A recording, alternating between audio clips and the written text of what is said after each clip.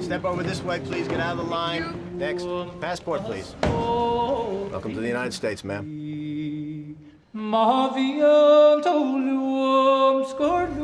Dear Rose, I miss you and Mother and think about you every day.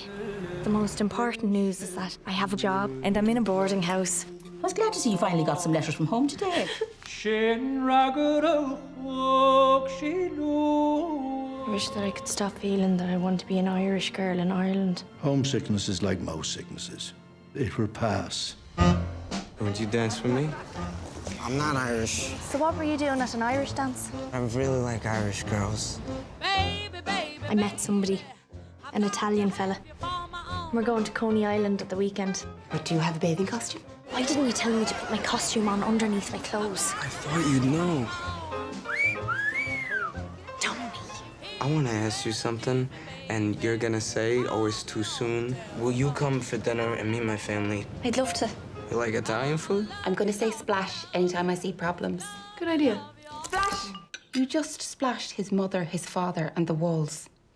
Let's go again. Ready? I should say that we don't like Irish people. Hey. What? We don't. That is a well-known fact. Ow.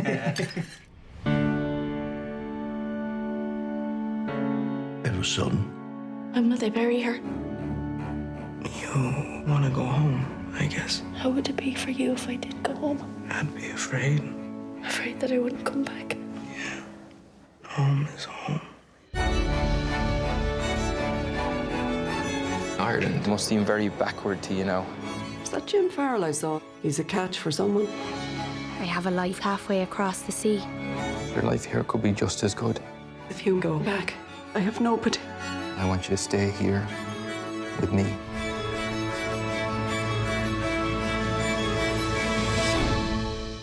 Home is home.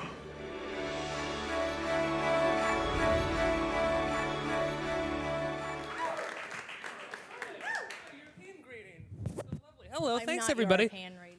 You're not European, I'm really? a fake European. Why is that? Well, the Irish don't really see themselves as Europeans. I think people from Ireland and the UK, we're not as romantic as like the Italians are, you know?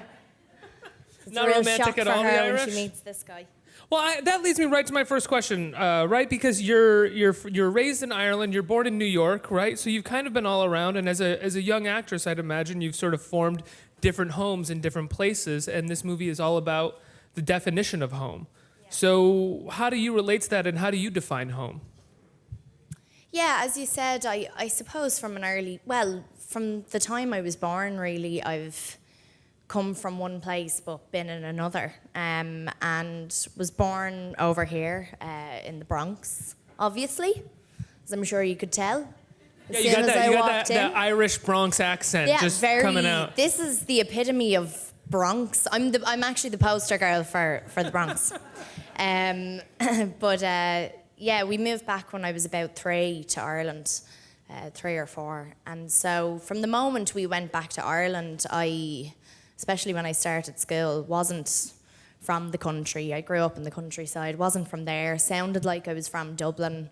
Then when I was about 10, I started working away in the States and the UK and wherever else. And and so I've always been adapting to different places, but I think it's a very different thing working in a different place as opposed to going there to live. And so to essentially start a new life. to essentially, that your and past life establish is yourself somewhere else, you know, to exist somewhere else. And the idea of having a base that wasn't Ireland for me was something that I knew I needed to do because it terrified me, but also it's strange, you know, it's strange to think of your home being anywhere else. And so I moved away when I was 19 and went to London, and as I'm sure all you guys, I know there's some students and stuff here today, it's very daunting when you leave home, because I think when you get that realisation that you can't go back to how it was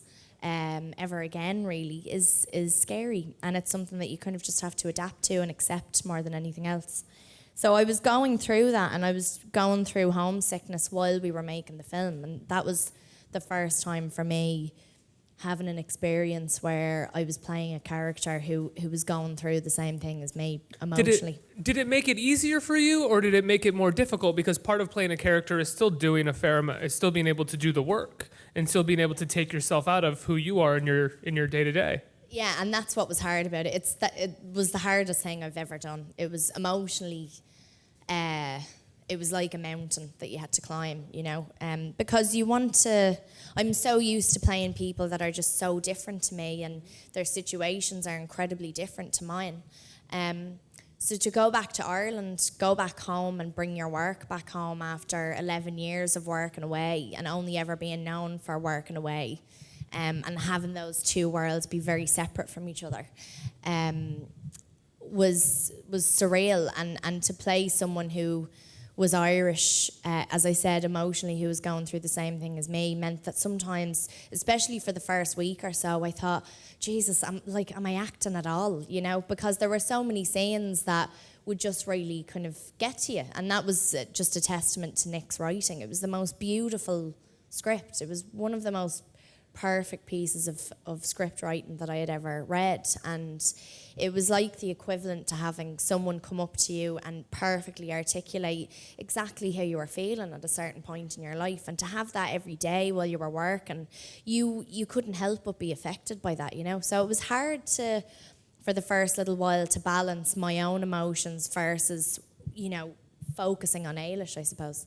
Now, this film, you said you used the word perfection. I would say that this is one of the few perfect movies that I've seen this year in terms of how well the story is written, and then how well it is filmed, and how well you guys act in it. Now, there are other great movies this year, but it's rare that you walk out of a movie and you think to yourself, every scene hit the mark, and the story was very well told. I have to say, congratulations, and you know, when it's time to get nominated for an Academy Award, I'm not in the Academy, but I'll lobby for you. I'll write some notes. Yeah. I mean, you've been nominated before, and people are saying that you might get nominated again. Is that something that's on your mind, or is that not something that you really want to consider and think about? I'd be more edging towards the latter, I think. I mean, I'm not deaf. I can hear. You know, I know people have been really lovely towards the work that we've all done in the film, and me and everything, and that's been great. But I think because it was emotionally it was such a tough job, the fact that all this is happening at all is kind of pinch yourself moment, you know. I'm lucky that I've been on both sides of that discussion before, where you do have buzz around a film, and it's really kind of pushed, and it does work out going down that sort of road, and then in other instances where it doesn't, and that's fine too. And you kind of course you're kind of a bit disappointed, but you get over it. And I think it was good to actually go through that when I was younger, because it means with you know, discussions like that now, I've got an awful lot of perspective on how things can go. Maybe nothing will happen with it in that way, I don't know, but I can honestly say, you know, without sounding cheesy, that the reception that we've gotten individually from different people who have had such this like amazing personal connection to it, and not necessarily because they've moved away or because they've experienced homesickness, which everyone has, but because maybe, you know, I've met a lot of young journalists, especially male journalists, who have come into me and are in a long distance relationship, and they could tap into it in that way. Or I've met mothers whose kids have gone away to college and they're the ones who are left behind. And so everyone's been able to really relate to this story, and I've never experienced that to this extent before. And that, where it's almost, incredible. It feels universal. Yeah, the work that it really does feel universal. And listen, everyone says that when they're publicising a film. They always try and go, it's really universal, everyone can relate to it. You know, this is everyone's, but it really is everyone's story. I mean, everyone here, everyone in New York comes from somewhere else. Everyone's an immigrant here. I'm an immigrant. Mm-hmm. We all are. That's America, and it's very much America's story and Ireland's story, and as I said, everyone else who's made that transition from childhood to adulthood, really. Now, there's so many people that go into making a movie, but this is really, in many ways, this is your movie. You're in every frame of the film. It's designed around you, and this character, in many ways, is sort of hard to distinguish from you because it's such a great, a great stage for everything that you're so wonderful at. What was the process like for you to get this role? Was this something that you had to audition for? Was this something that they came to you and said, "We know that this is going to be you. You have to do this"?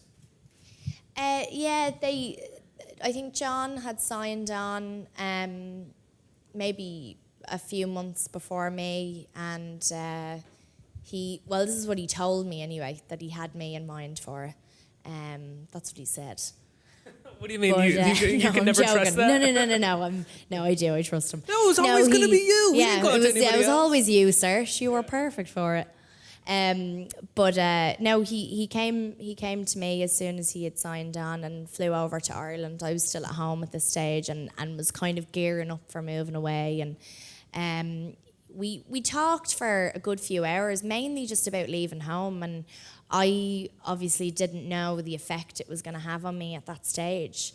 And so I signed on, and I knew that this was the right first Irish project for me to be involved in. I had never played an Irish person before, and I was waiting for the right piece of material to come along, and just the standard of this piece of writing and the direction that you would get from John and the producers and everyone who was involved. They're great filmmakers, and so that's why I wanted to do it, and also because it was my mum and dad's story as well. But then by the time we actually made it, which was about a year later, to have gone through not only leaving home, but so many things had changed for me in that year, and I had grown in so many different ways, and the film and the story just took on this whole new resonance for me that I didn't expect it to, you know? So I think for the first, and I didn't even know in rehearsals how much it was going to affect me. And then on the very first day, we were shooting in Enniscorthy, which is this town where it's like 20 minutes away from where I grew up, where I went to school, and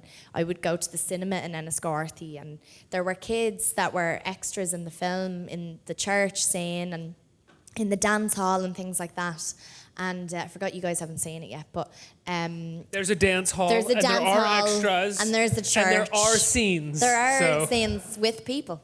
I'm in some of them, and these were kids that like I had gone to sports days with or been in art competitions with when I was 9. You know, were they approaching you? Were they saying hi and introducing themselves? Yeah, they were like, "Do you remember me?" I was like, "Yeah, of course I do." Oh. Yeah. So you're literally going through everything that I go through when I go home for Thanksgiving, except you're also having to perform in a movie at the same time. Yeah. You can't just walk away and complain and drink. I couldn't. No, I can't drink on the job. But no, it was a real it was such a burst of these two different worlds that meant so much to me, but had always been kept so separate, you know. Now, there's definitely an element to this movie, as I was saying before, an element of perfection. It feels incredibly well told. Was there a feeling on set, and sometimes that can feel like a movie can feel like that, but it could have been totally different on set. It could have felt like chaos. It could have felt like a lot of work and people trying to piece things together, but then the movie comes out beautifully. Or did it feel like the movie feels, which is it feels in simpatico? Did it feel like that on set with you and John and Nick? Everything felt like the pieces were coming together? I think we felt like the pieces were there, and it didn't feel chaotic in the sense that nobody knew what they were doing and we didn't know what kind of coverage we wanted to get or what we were going to shoot, and it wasn't storyboard. It was John and Eve and Finola, who produced it, they were very, very organised. They knew what they needed to get done every single day. It was crazy in the sense that we just had so much to do every day. It was, every single day was so dense, and we would have there were no easy days. There was no pickup days. There was no days where you're just doing little inserts on hands and feet and a door opening. Or it was always like the scene where Eilish decides she needs to go home, or Tony proposes to her, or she gets some terrible news or whatever it is. There always had to be emotion delivered, a huge amount every single day. So it was a marathon, it really was. We had 8 weeks to shoot it, 35 days. We shot in 3 different countries with 3 different crews. And there was about maybe 8 of us that travelled from one place to the next, and we were like this little travelling circus. And, you know, it was very important, I suppose, that we all sort of stuck together. But I think John was incredible because he had so much to think about, and I think the way he works as well, he's incredibly specific when it comes to emotional beats. For him, yeah, the aesthetic is really important, and as I was trying to say to you backstage, with the cinematography, it's very classic, it's very kind of traditional, it's very sweeping and intimate, very intimate as well. But they had an ongoing discussion. They were always on the same page, and sometimes it can really be to the detriment of a film if the cinematographer and the director have 2 different ideas of what way they want the film to look. It wasn't like that with this. So it was great that we had Eve there, but first and foremost, John's priority was faces and stories and emotion, and he was incredibly clear about what he needed from take to take, which was great because it meant that we were all kept on our toes. You weren't led away with anything. Yeah. And we did shoot completely out of sequence. So to have him be as honest as he was, as tuned into the entire story as a whole, even though we were shooting out of sequence, and also be as calm as he was great for me, you know. He never lost it, never. I think what people forget sometimes when they try to go about classic cinematography, classic filmmaking, is they forget articulation and punctuation, and so often our idea of classic becomes masters and close-ups and and making them very polished.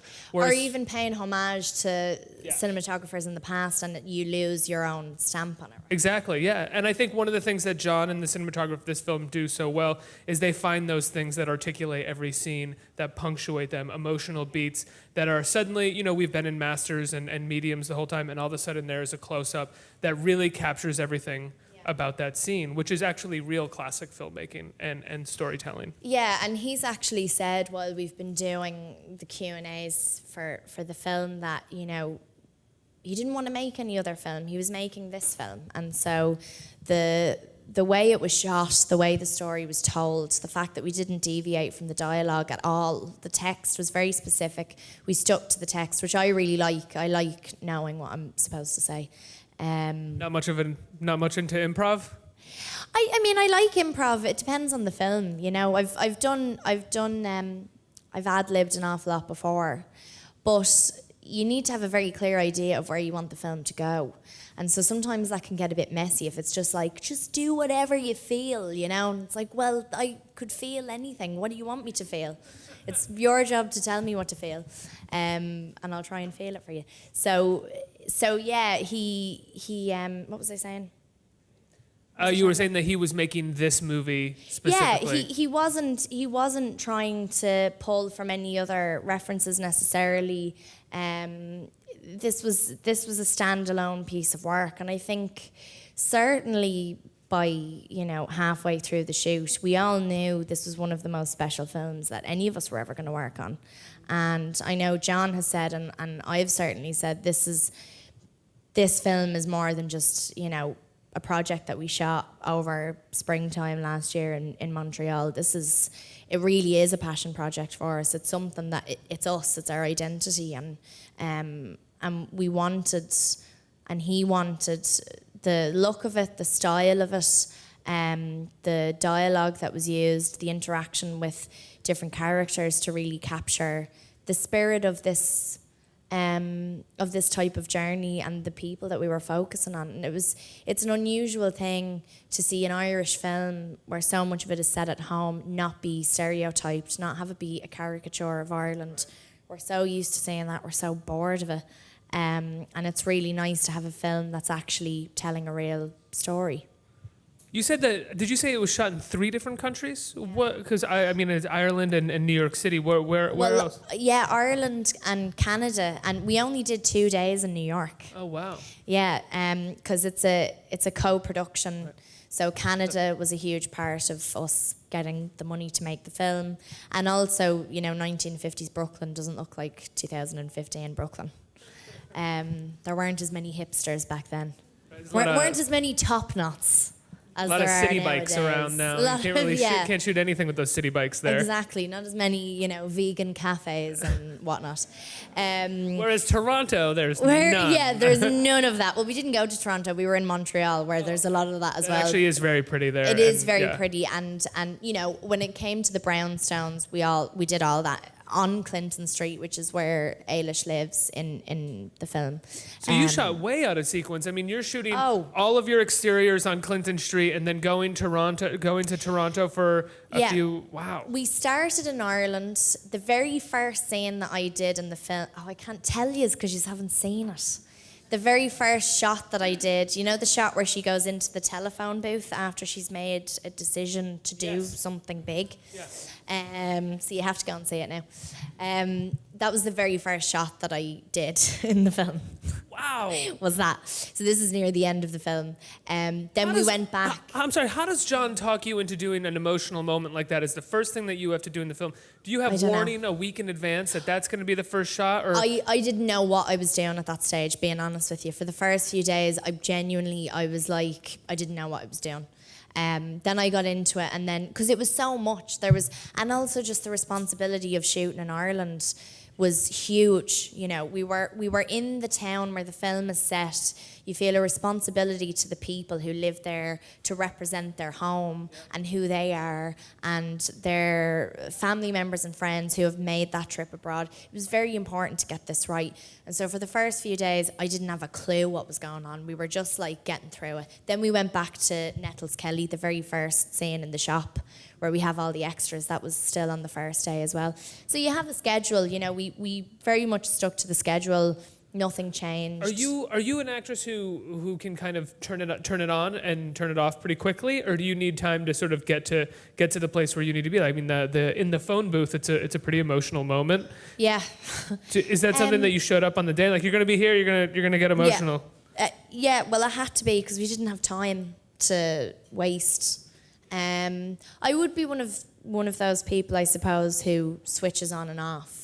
With this, obviously, emotionally, it was very hard to snap yourself out of it when, there's one piece in the film where, and Nick Hornby wrote this, it's not from the book, and it's the most beautiful piece of writing, and Eilish says to another young woman who's moving to New York that you'll feel so homesick you'll want to die, and there's nothing you can do about it apart from endure it, but you will. And as soon as I read that, I just burst into tears because it was like Nick was letting me know, look, you're not alone, So there were moments like that where it was very hard to just switch off. But you kind of had to just be ready to adapt and move on to the next thing because we just had so much to do. You also have a pretty stellar supporting cast in this film, not just Emery Cohen and Donald Gleason, but you also have Julie Walters, who's unbelievable. She's a so really brilliant. Great sort of spicy role for her. Yeah. Can you talk about working with her? Oh, she's nailed the Irish mammy so well. She's, it's a very, very difficult thing, I think, especially to capture an Irish woman's spirit. We're very sassy and we're very quick. And even my great auntie Carmel, she'll kill me for saying this, but she's 90. She turned 90 a few weeks ago. And she's so smart and she's so quick and catches you out on everything.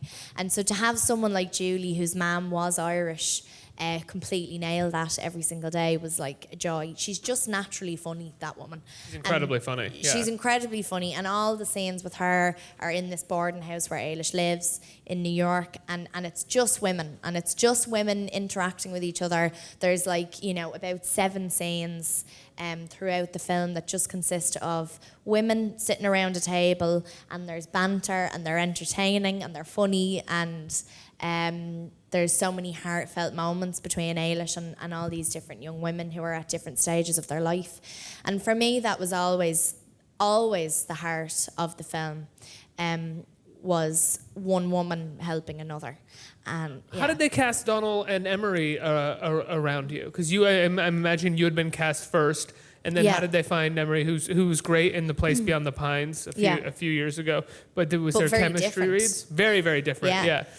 I think Donald was cast soon after me, and I knew Donald and I would be fine because we had been trying to work together for a few years anyway. And yeah, and then I guess throughout the year in between when I had signed on to when we made it, Emery was cast, and they had loads of tapes that were sent in, and there's something really magical about Emery. There's something that he brings to the screen when he's got a great director like John that really brings it out of him. This authenticity and this sincerity and this openness. He's incredibly open in the film, and that was, I have to say, watching it eventually, it was very magical to see, because as you say, with Place Beyond the Pines, he's playing a tough guy and he's great in it, but he's tough. Whereas in this, I think it's hard for an actor, a male actor, to come along and be genuine and be honest about his emotions towards someone, his feeling towards a woman, without being a softie either. You know? I loved how sensitive his character Yeah. is in the film, because it's so easy to make him sort of a blue-collar lug, and they don't do that. They do something that is much more soft and sweet with him, which I really loved. We have to get to audience Q&A. I'm getting the Ricky, shut up look. So Shut up, Ricky. Yeah, thank you. Does anyone have any questions out there? Right there. Hi. Hi. Huge fan, so it's great to see you here. So since this was your first Irish film, how important is it for you to continue doing Irish films and telling Irish stories? It's really important for me, I have to say. It always has been.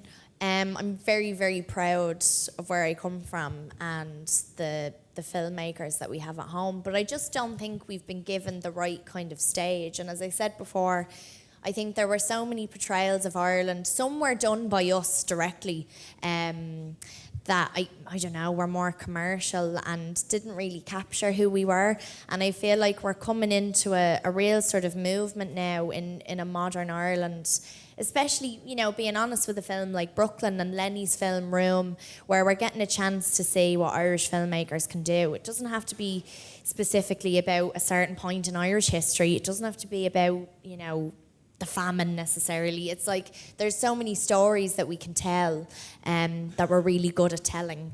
And so I think since doing Brooklyn, it's been really important for me to continue supporting that and being a part of it. So, Next question. Hi there. You have an amazing accent, I have to say. Have you ever thought of doing voiceover work, maybe like on a nature film? That would be fantastic. On a nature film. My question that I had, you talked about the different cultures you experienced and homesickness. I was wondering if you could talk about any maybe culture shock you experienced and something you learned about yourself from the project. Right. So a culture shock that I experienced. Thanks for the voiceover suggestion. I'll keep that in mind. I've done so much narration for so many films that I've been involved in, and I really actually love doing voice work and things like that. So thanks. I tell you, the first culture shock I had when I went to London, I was living on my own. I didn't want to live with anyone. Wouldn't be very good at living with anyone, I don't think. And I was... Wait, why? I love to have people over. I love to have people around, but I like to see them leave as well. 100%. 100%. I want them to go then. Yeah. They can have food and then they can go, but they can't stay You end up unless having I that, "Oh, you're still invite here." them to stay. Yeah, maybe because I'm an only child or something, I don't know. Me too. Yeah, that's what it is then. We're weird. We are very weird. We're very so weird. weird. Don't like people. Hate don't people. like We just hate people. We hate humans. Dogs are Just great. get out. Just everybody Dogs are get out of here. terrific. Yeah. The first culture shock I had, I'm gonna look like such a precious little kid for saying this, but I bet everyone's had the same thing. I was sitting on the couch in London, and I remember it was raining outside, of course, and I was sitting there, and my mum had gotten me settled in, and she was gone back, and I was hungry, and I thought, okay, I'm hungry, so I'm gonna have to make some food. So I went into the kitchen, and there was no food in the kitchen. So I thought, oh, I have to go out and get the food, don't I? and I have to go to the supermarket and buy the food with the money that I have, and then come back and make the food, and then I eat the food, and then I clean up after the food, and then I'll do the same thing again. And honestly, it was very, very basic things. Now I know how to cook, and I had been looking after myself anyway, but when you're on your own and you realise, fuck, am I allowed to curse? Yep.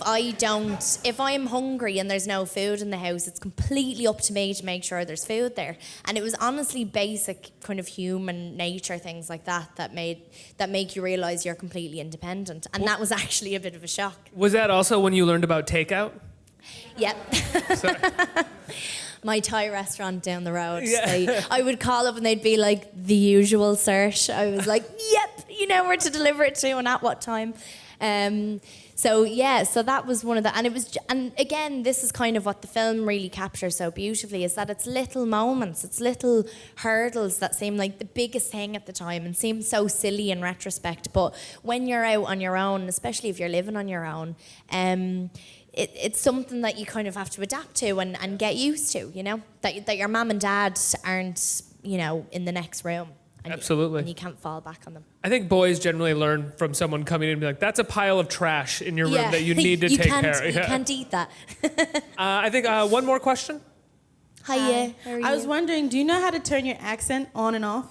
Like, do you know how to do an American accent, then go back to your regular accent? I guess so, yeah. I mean, I've been doing it since I was 10, so I have to. Otherwise, I wouldn't get hired for anything. If I couldn't. Can you say a sentence in like an American way, like a Brooklyn way? Sure. I don't know about Brooklyn, but what should I say in American? Do you want to ask me? Go see Brooklyn. I've done American accents over the years, and that's. There it is. That was it. What do you? But I have to do it. What do you drop? What do you drop or add to do the American accent? Like, what's your take on the American accent that helps you get to it? Accents really fascinate me in general because even if I was doing an American accent properly, I kind of get a bit more relaxed and everything's a bit more laid back, and that's usually American accents. Generic American accents are quite level, and they're in the kind of back of your loose throat. jaws. They're looser, yeah, and they're more leveled like that. An Irish accent is really up here, and you want to please people, and you're very forward about everything, and it's very melodic. And a Scottish accent's a bit more sort of like defensive, like that, you know. And every accent you do, I find changes your mannerisms, your character, and so yeah, it's very technical. It's just about different sounds and the placement in your mouth. And when is Brooklyn coming out? Is Brooklyn coming out this Friday for people to see? Brooklyn, well, I think it's coming out today. I think it's coming out today. Yeah. I think it's out today. Guys, go see Brooklyn.